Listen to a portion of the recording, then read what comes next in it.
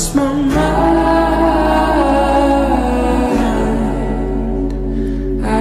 muuqaalkan oo ah mid degdeg oo hadda soo dhacay waxaynu uga hadli doonaa qisada maxkamadeynta wiilkan quruxlowga ah oo adigu ilaa 24 saac la soo dhaafay aad u gilgishay baraha bulshada khaasatan aaladda TikTok taasi oo run ahaantii ay dad badan isu khilaafeen in wiilkan dhalinyarada ah ee 21 sano jirka ah ee quruxlowga ee hadda uu nolosha indhaha kala qaaday lagu xukumo xabsi dhan 24 sano. On count 1, sentence him to 9 years.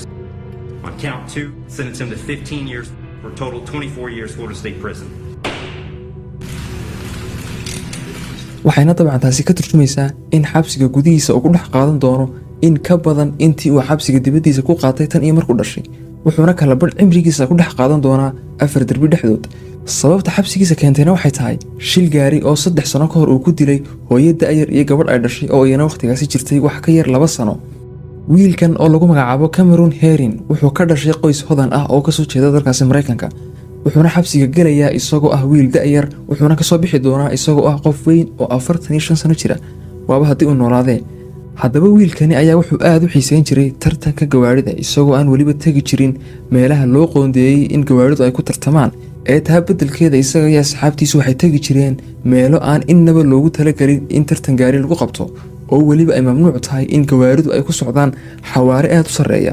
marar badanna ilaahay markii wax dhibaato kale ma aysan kulmin laakiin dhibaatadu waxay ka taagnayd in arrintani ay caado ka noqotay wiilkan umana ay noqon jirin ilaa uu asxaabtiisa kula tartamo wadooyinka caadiga ah ee gawaarida kale iyo dadku ay adeegsanayaan.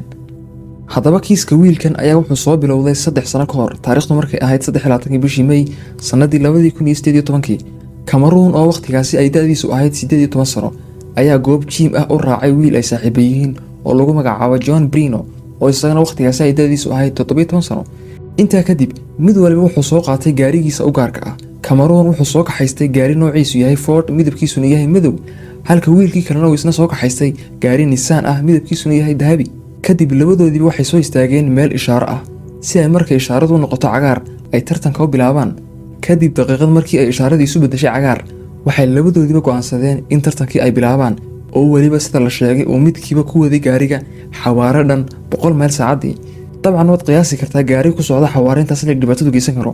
kadib Cameron iyo saaxiibkiis John iyaga oo labadooduba ku socda xawaaraha intaas leeg ayaa waxaa wadadii si kadis u soo gashay hooyo da'yar oo gabadheeda curad ku riixaysa gaari gacanka carruurta. dabcan Cameron ma ahina wiilkii kale wuxuu awood u yeeshay in gaariga uu dhinac u dhufto sidaasina uu uga badbaado inuu jiro hooyadan iyo gabadheeda yar. laakiin isla waqtigaas Cameron ayaa isagu xakameyn waayay gaarigii uu watay oo weliba sida la sheegay ku socday xawaare dhan 160 kiiloomitir saacadii wuxuuna adigu ugu dambeyntii sidaasi ku jiray hooyadii iyo gabadheedii yareed iyagoo isla maraantaasina halkaasi ku nafbaxay.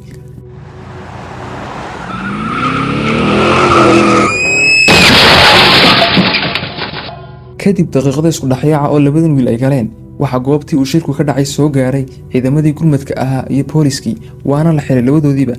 waxaana dabcan waqtigaasi uu maxkamadda ka codsaday aabihii ay ku dhacday geeridu in labadan wiil la mariyo xukun u qalma dembiga ay galeen laakiin waqtigaas xukunka wiilashan maxkamaddu dib ay u dhigtay sababo la xiriira da'dooda oo ka yaray da'dii qaangaadhka loogana dhigo xukunkooda mar kale si loogu xukumo xukunka dadka qaangaadhka ah. waxaana kiiska wiilashan dib loo furay Maydii la soo dhaafay sanadkan aynu ku jirno iyadoo isla maraantaasina ay maxkamaddu labadan wiil ku xukuntay xukunno marka si loo fiiriyo dheer. Cameron oo da'diisu tahay 22 sano waxay maxkamaddu ku xukuntay 24 sano halka wiilkii kale saaxiibkii ah ay isaguna 20 sano jirka ah ay maxkamaddu ku xukuntay 6 sano.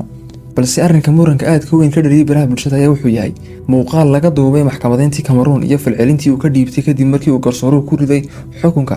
wuxuuna bilaabay Cameron in markii lagu dhawaaqay xukunkiisa uu soo jeediyo dhammaan dareemayaashiisa iyo inuu aad u kala qaado labadiisa indhood taasoo dabcan cadeynaysa naxdinta iyo argagaxa uu dareemay wiilkii markuu maqlay xukunka 24 sano ah ee lagu riday. wuxuuna sheegay garsooruhu ku dhawaaqay xukunka wiilkan in sababta uu xukunka uga adkeeyay ay tahay 3 dambi oo uu hal mar wada galay. mar wuxuu yiri wuxuu ku adeegsaday wadooyinka dhexdooda tartan sharci darro ah marka labaad iyo marka saddexaadna wuxuu dilay hooyo iyo gabadheedii curad isagoo isla maraantaasna sidaasi ku burburiyay qoys curdin ah. sidoo kale wuxuu garsooruhu sheegay in wiilkan ay hore uga yaaleen dacwado la xiriira tartamada sharci darrada ah iyo xawaaraha waalida ee uu ku wadi jiray gaariga laga soo bilaabo markii uu qaatay liisanka darawalnimo. sidanna waxaan u sameeyay buu yiri si ay cashar iyo darsi ugu noqoto wiilasha kale ee isaga la midka ah.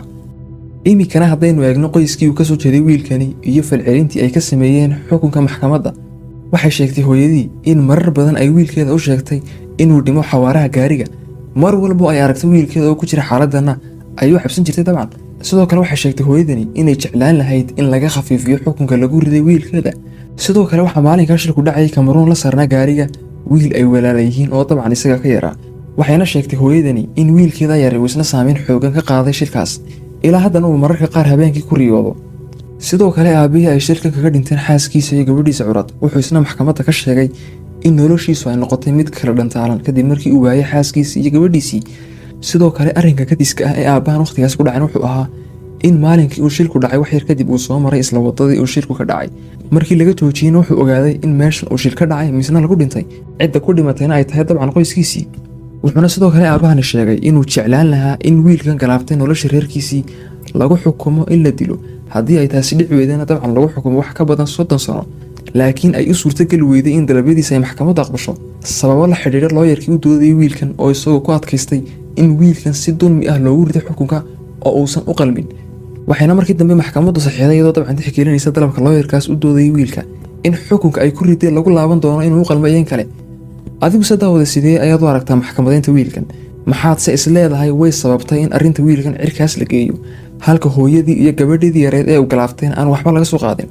mase kula tahay in qaar badan oo ka mid ah gabdhaheenii Soomaaliyeed ay qayb lixaad leh ka qaateen in aad loo faafiyo arrinta wiilkan, iyagoo dabcan aan eegayn jariimada ku kacay ee taas beddelkeeda eegaya quruxda iyo qaabka Ilaahay ku manaystay? noogu reeb fikirkaaga saliimka ah qaybaha hoose muuqaalkan.